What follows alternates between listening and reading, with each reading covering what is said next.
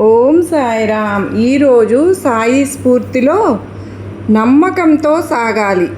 నాకే ఎందుకు ఇలా జరిగింది అని నిరాశపడినప్పుడు నువ్వు నిరాశపడకు, బాబా నీకు తప్పక సహాయం చేస్తారు అని జీవితంలో ఒక ఎదురు దెబ్బ తగిలితేనో, ఒక అవకాశం తప్పిపోతేనో దిగులు పడడం, నిరాశ నిస్పృహలకు లోను కావడం మానవ సహజం.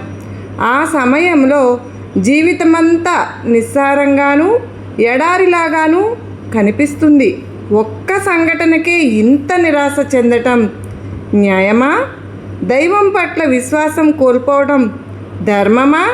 అటువంటి పరిస్థితులు ఎదురైనప్పుడు భగవంతుడు మనలను చిన్నచూపు చూశాడని వగచే బదులు సాయినాథుని ఉపదేశాల ఆసరాతో సాయినాథునిపై నమ్మకాన్ని మరింత పెంచుకోవాలి. మరింతగా బాబా వారిని స్మరించుకోవాలి. చేసిన పొరపాట్లకు పశ్చాత్తాపపడి క్షమాభిక్ష వేడుకుని సాయినాథుని కరుణ మరొక్క మారు మరింతగా మనపైన సాయినాథుని ప్రసరింప చేయమని సాయినాథుని వేడుకుంటే కరిగిపోతారు మన సాయినాథుడు. మనం అలా చేద్దామా మరి?